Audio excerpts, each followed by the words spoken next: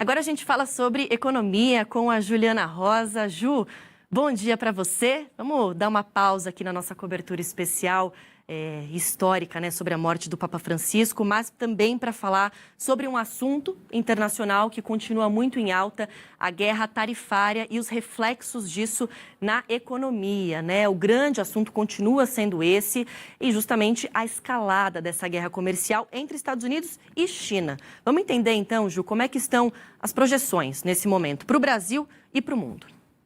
Pois é, esse continua sendo o assunto da economia global, né, Beatriz?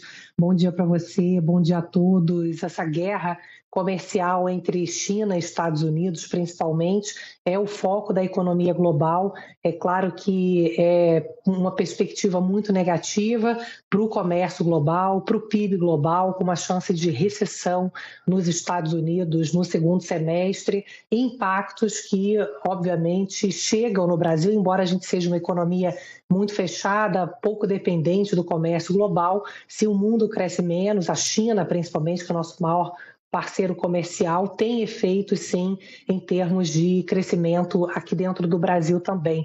A gente não sabe ainda o tamanho desse impacto, estamos acompanhando essa guerra insana tarifária e específica já para setores de tecnologia sendo impedidos de vender matérias-primas para a China. Então, tem aí uma preocupação grande com todo o agravamento dessa crise. O que se fala muito nesse momento é o tamanho, não só das questões comerciais, mas também institucionais, com o presidente do Banco Central dos Estados Unidos, Jerome Powell, sendo ameaçado de demissão. Ele que tem como segurança jurídica seu mandato garantido até maio do ano que vem, mas com brechas existentes para que esse mandato seja interrompido de forma antecipada, trazendo uma insegurança enorme em termos de segurança mesmo nos títulos americanos, e isso impacta também o custo de financiamento dos títulos da dívida aqui do Brasil, isso impacta em custo do crédito para quem precisa tomar crédito. Então, algo bastante complexo e intrínseco que vai sendo acompanhado em todas as suas camadas aqui dessa discussão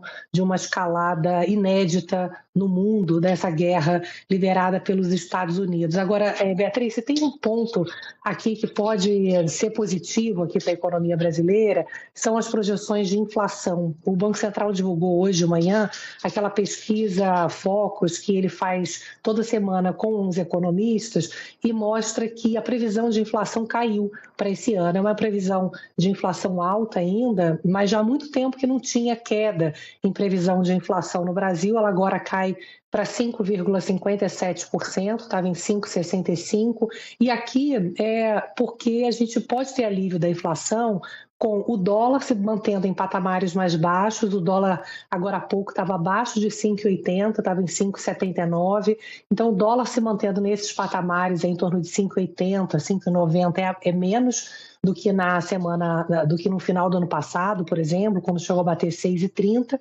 e também os preços das commodities, petróleo principalmente, mas também matérias-primas metálicas, alimentos. Então, essa conjunção de dólar mais baixo com commodities em queda pode promover uma aceleração aí mais rápida desse alívio da inflação aqui no Brasil, junto, Roberta, com um juro que vai subir mais aqui pelas previsões dos economistas, pode chegar a 15%, talvez não suba tanto, já que a inflação pode dar um alívio, podendo inclusive ter início de corte de juros aqui no Brasil ainda esse ano. Agora, a previsão de PIB, viu, B, ela sobe aqui um pouco, mais aí para casa de 2%, porque se espera que o governo brasileiro anuncie medidas para evitar uma desaceleração mais forte da economia brasileira. Por exemplo, há uma perspectiva de que essa semana o governo anuncie aquelas medidas para poder isentar da conta de luz mais pessoas que estão inseridas no cadastro único. E aí aumenta aí a preocupação fiscal com gasto público, mas a questão do PIB aqui, ela pode ser puxada para cima com as medidas do governo para acelerar o crescimento, Beatriz.